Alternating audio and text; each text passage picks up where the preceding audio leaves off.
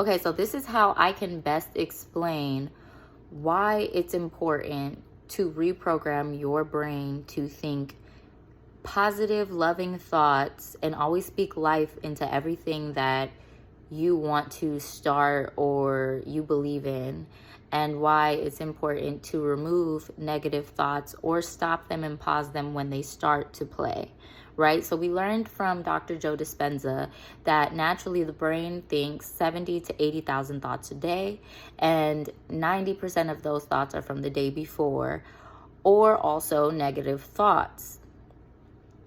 So now that we know this, we know that we're putting our body and our mind in past present instead of putting ourselves in present future, because the body doesn't know whether we're in the past, present, or future. It only knows what our mind is telling it. So if you're re-experiencing something that was horrible yesterday, you're replacing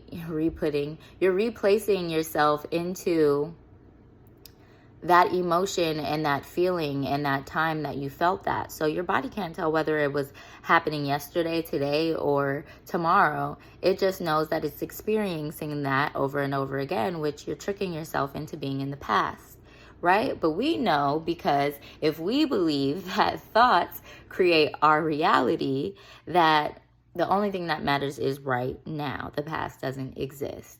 So with that being said, if we look at the plant study, right, we can relate that to our everyday life.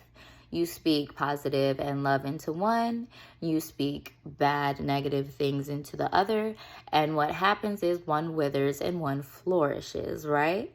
Then you can relate that also to the water study, where you do the same thing and you look under the water molecules and you look under a microscope, and what you see is the water molecules have sacred geometry shapes in the one that you speak positive and love into, and then the other one has blotchy, random, out of shape ass shapes that you don't even want to relate to your life at all, right? So if we relate this to our everyday life, it is simple. When you think good thoughts or positive or uplifting thoughts,